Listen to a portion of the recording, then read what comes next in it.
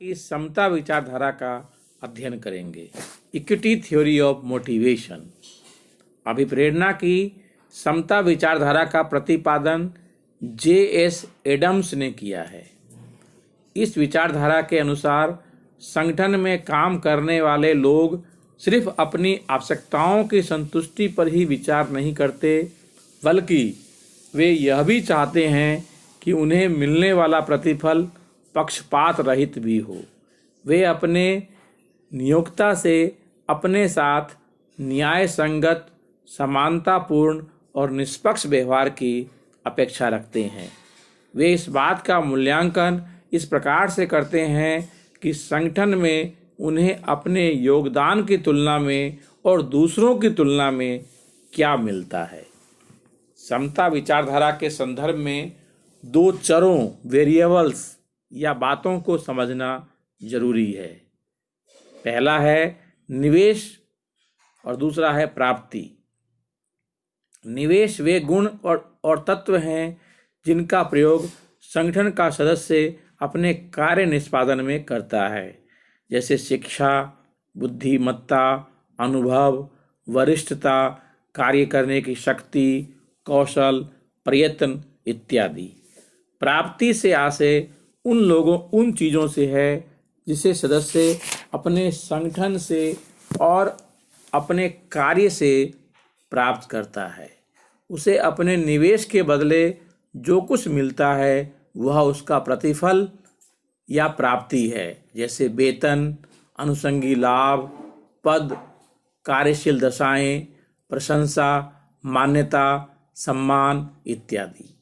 समता विचारधारा का तर्क है कि लोगों में यह प्रवृत्ति होती है कि वे कार्य पर लगाए गए अपने विशेष अर्थात योगदान की तुलना में उससे प्राप्त होने वाली प्राप्तियों या प्रतिफलों से करते हैं। फिर इन दोनों की तुलना अन्य लोगों के निवेश व प्राप्ति से करते हैं।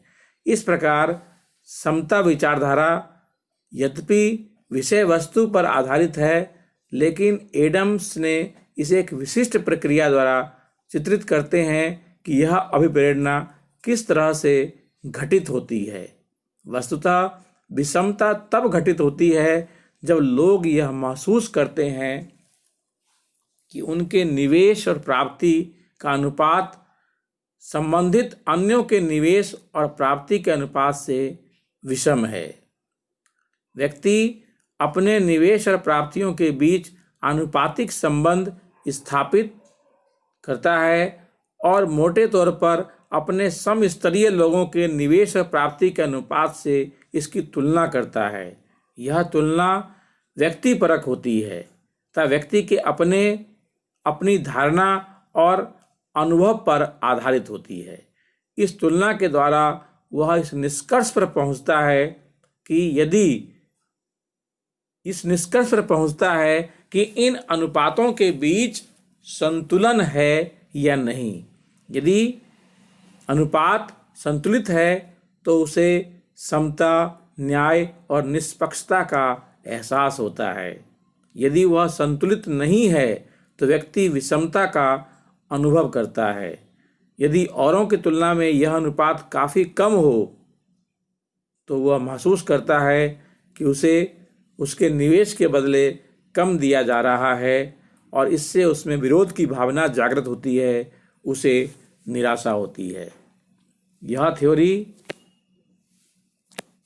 थ्योरी हमें यह बताती है कि प्रबंधकों को यह देखना चाहिए कि व्यक्ति अपने गुणों को लेकर के, अपनी योग्यताओं को लेकर के क्या सोचते हैं और जो उन्हें प्राप्तियां होती है और पुरस्कार मिलते हैं उन्हें लेकर के उनमें क्या सोच होती है।